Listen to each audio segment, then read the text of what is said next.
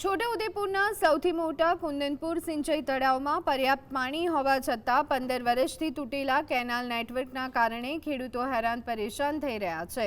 તંત્રની ઘોર બેદરકારીથી સિંચાઈનું પાણી ખેતરો સુધી પહોંચતું નથી, જેથી હજારો ખેડૂતો મોંઘા ડીઝલ કે બોરનું પાણી ખરીદવા મજબૂર બન્યા છે।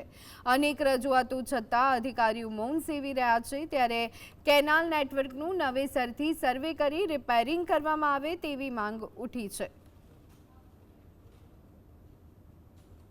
કુંદનપુર આગળ આવેલું છે, જે સિંચાઈ તળાવ છે।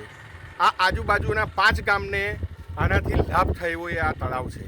જો નર્મદા કેનાલનું આની અંદર પાણી આવવાનું હોય તો જે 60 વર્ષ પહેલાં આનું સ્ટ્રક્ચર ઊભું કરવામાં આવ્યું હતું એ બધું જર્જરિત હાલતની અંદર બધું નાશ થઈ ગયું છે। તો અમને સિંચાઈ માટે ખેડૂતો માટે જે નવેસરથી અમને માઇનોર કેનાલ માઇનોર પાઇપલાઇનો જે સરકારે અમને કરી આપવી જોઈએ, વહેલામાં વહેલી તકે અમને કરી આપે તો અમને ખેડૂતોને ખૂબ મોટા પ્રમાણની અંદર લાભ થાય એવો છે।